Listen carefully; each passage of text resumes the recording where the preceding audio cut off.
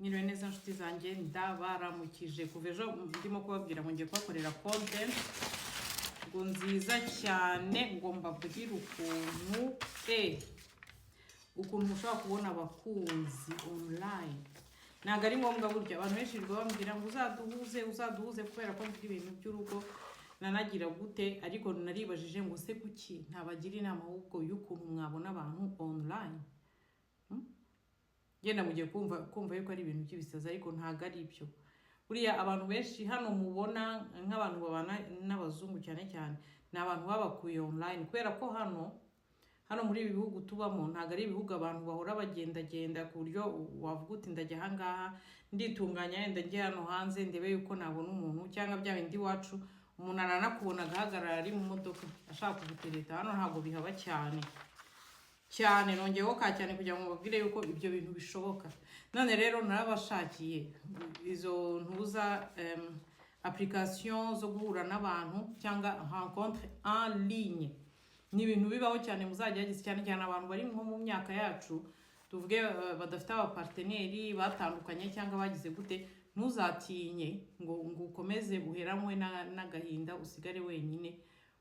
Ndababwiye ngo muzajyeho namwe mwigeragereze, muzajye en ligne. Hari amasite menshi nko mu Budage hari site yitwa ngo Finia, wandika Finia nkuko wandika Finia ubwo ko wasoma pardon kandiye mushishura ni ubuntu. Iyo site te ni ubuntu. Hari n'indi yitwa ngo Rovo yenda RO na V na OO, nabyo ni ubuntu. Izo site aba ari ubuntu nyinshi, ariko hari ahantu ugera bakakwishyuza, ariko nta kibazo umuntu yagerageza. Hari n'andi masite y'abakristo wandika ngo Christian dating for free, nayo ni ubuntu ukagera nawe wishyura. Hari nawe usanga abadamu igitsina gore ari ubuntu, abagabo yenda ari bo bishyura, muzarebe. Hari n'indi yitwa ngo Sart nk'umunyu nkuko wandika umunyu. Yo yina ahangaha ngo Christian Cupid bivuga iki? Cupid cyangwa Cupid simbizi. Ni CUPI na D. English yanjye nangira ibarirwa ku make. Noneho hari n'indi ngo iyo ushaka umuntu rero muzarushinga ngo Upward cyangwa Upward sinzi. Ngo ushaka kubaha, ariko ugiye muri ChatGPT ukandika yuko ushaka iyo site wahuriraho n'intuza ihita iguha amasite menshi cyane, hanyuma ukigerageza. Ikintu nshaka kubabwira rero muri ino content ni ukubabwira ikintu wakwitondera. Ikintu cya mbere wakwitondera, ikintu cyitwa gukora amafoto na filter.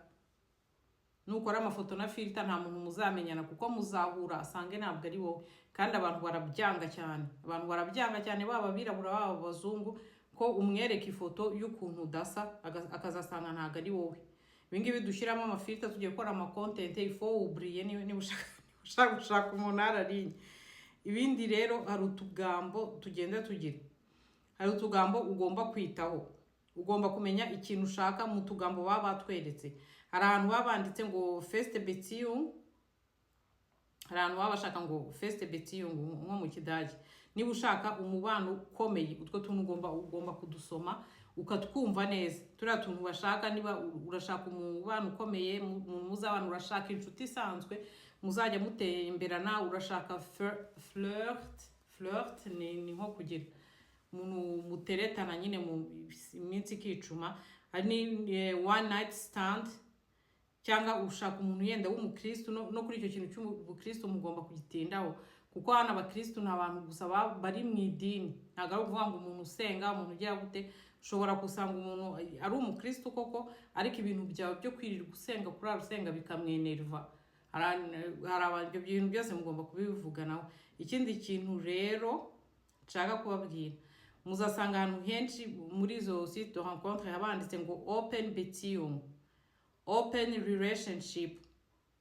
Ndabizi yuko abantu benshi batazi ikintu bivuga.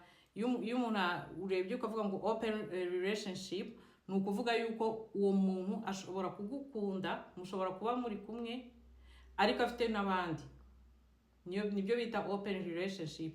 Ejo utazabona yenda muri telefoni ye achatinga n'abandi, cyangwa yifitiye amafoto y'abandi bakobwa bambaye ubusa cyangwa iki ugatangira gusakuza, kandi ako kantu karimo ngo open relationship, ako kantu mugomba kukamenya.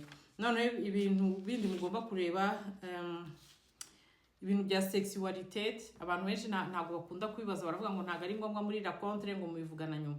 Ngiye ibyo bintu nabyibandaho uwo muntu twaramuka twahuye ibyo bintu ngahita mbimubaza orientirung afite, sexuel orientirung, cyangwa mbese mukabivugana ibyo bintu bya sexualité, kuko cyane cyane nk'abazungu ntabwo ari nkatwe, ashobora kuba we afite ibindi byiyumvo mu bintu byerekeranye na sexualité atari nkuko wowe ubyumva. Hari video nakoze muri YouTube channel yanjye,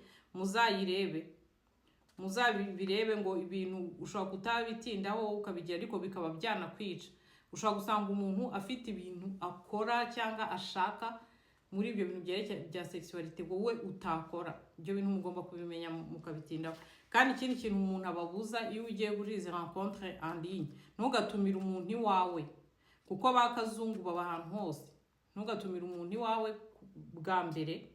Hari amakosa abantu benshi bakora iyo bakigera hano, kubera ko ubuzi ko ari ahantu abantu bakurikiza amategeko cyangwa bagira gute, ariko ntabwo ariko bimeze. Bakazungu baba ahantu hose. Ushobora gusanga umuntu nawe ugasanga umurwayi wo mu mutwe akaba yakugirira nabi. Ubundi rero muri ibyo bya sexuel orientirung, uragira ibintu bya sexualité, ugomba kumenya umuntu niba ari heterosexuel, homosexuel. Hari n'ibyo usanga by'aba lesbienne nabo bagira izo rencontre zabo. Hano abantu ba homosexuel babita babagabo, abashubu.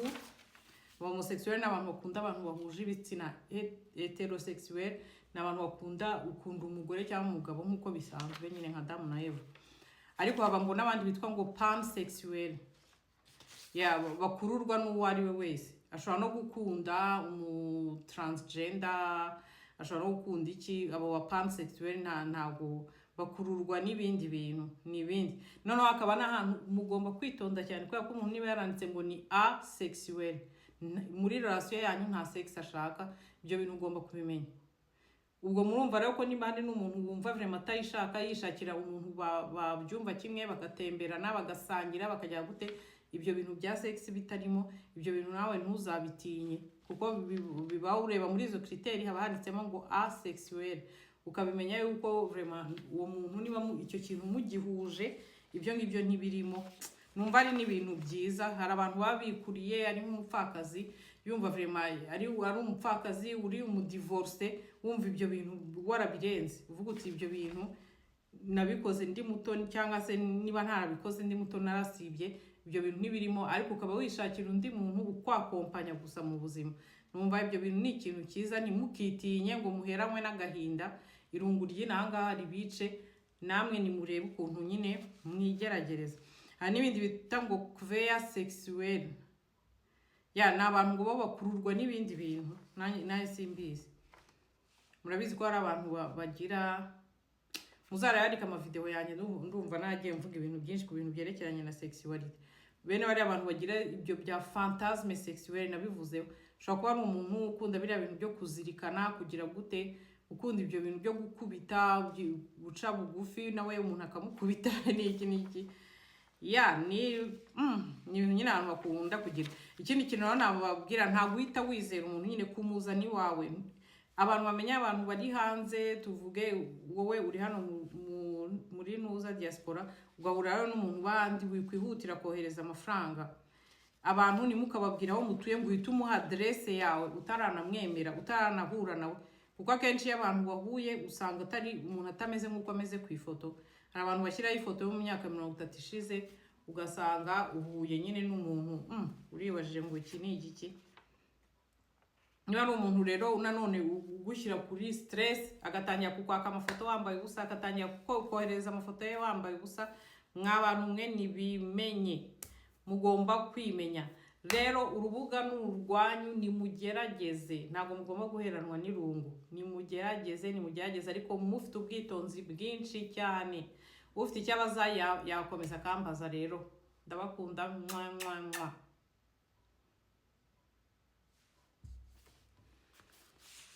zo nzajya kwa